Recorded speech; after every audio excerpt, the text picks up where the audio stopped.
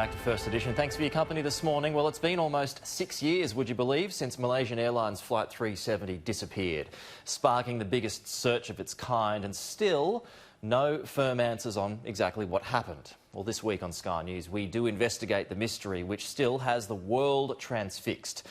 Mike Glynn flew Qantas passenger jets for 32 years and before that spent 7 years in the Air Force, so he knows what he's talking about and is now writing a book on the doomed Malaysian flight. And Mike joins us now. Mike, good morning to you. Thanks so much for joining us. So first of all, I should ask, what's your theory on what happened? My theory is that the aircraft was hijacked, if you like, by one of the pilots. There was obviously some evident expertise on that flight deck that night after the aircraft disappeared. I think once you work through all the possible scenarios, that's the one that stands out is by far the most probable.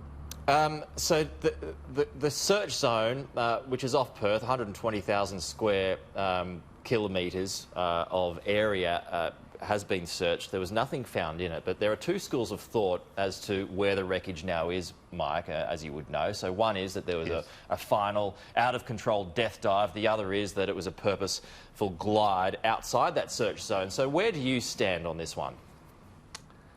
I know why the ATSB thinks that there is that the aircraft wasn't being flown at the end of the flight, but they're relying on 8 seconds of data there.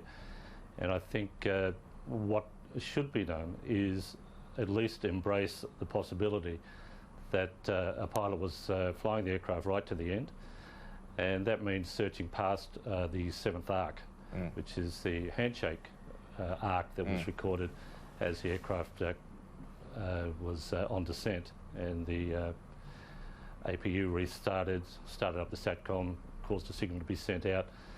There is that was not searched, and I think there's a body of opinion there that says it's not a cut and dried case that the aircraft was not being flown. It should have been searched when we had the assets there to do it.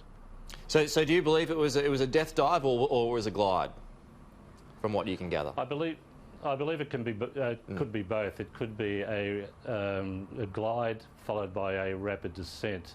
You've got to remember that if this was the case, whoever was flying the aircraft, putting myself in their position, I would not really like to ditch the aircraft myself and still be alive at the end of that. I think it was always the intention, suicide of some description, and a glide followed by a short, sharp descent right at the end would have still achieved the same end.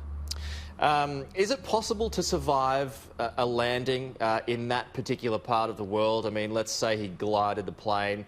That means he still probably would have hit the deck at about 240, 250 k's an hour. Is it possible to survive that?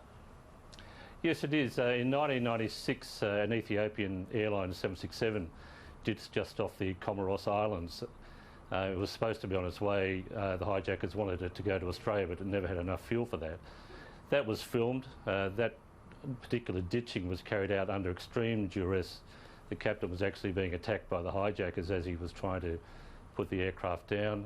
He didn't have the chance to slow the aircraft down, but he still managed to pull off a ditching there, and many of the passengers and crew, in fact the captain is still alive, they all survived. So yes, it's definitely possible. So he might still be, whoever was responsible might still be out there, alive, somewhere. Well, I doubt it, unless there was someone there to pick them up. Yeah, it's all part of the mystery, though, isn't it, Mike? Now, tell us why you think a search should resume. Well, we need to find out what happened, and the two things we need to find really are the cockpit voice recorder and the digital flight data recorder, both of which will tell a story. The second one probably the most. It will tell us exactly what happened from the point of view of the systems of the aircraft. Whether the cockpit voice recorder holds much, it's on a 2-hour tape, so it would have been overwritten a couple of times. It still may tell us if someone was alive right at the end. So that's the only way we're really going to know what happened, by the recovery of those two devices. So the black box, again, may not be useful after all this time. It may be, it may not be, it just depends. If someone was alive, I could imagine the experts finding out that yes, there was someone alive breathing. They could listen to what was going on, maybe even hearing some control movements or switch movements. So there is something to be gained by getting the cockpit voice recorder back. OK, Mike, really appreciate your time. Thank you so much for joining us this morning, and I hope you can tune in for our documentary, which airs this week. Thanks again for your time today. Yeah, so please, folks, tune in. Sky News, our explosive two-part documentary, MH370, The Untold Story, and we will reveal crucial clues that were missed in the initial search as investigators try to solve the aviation mystery.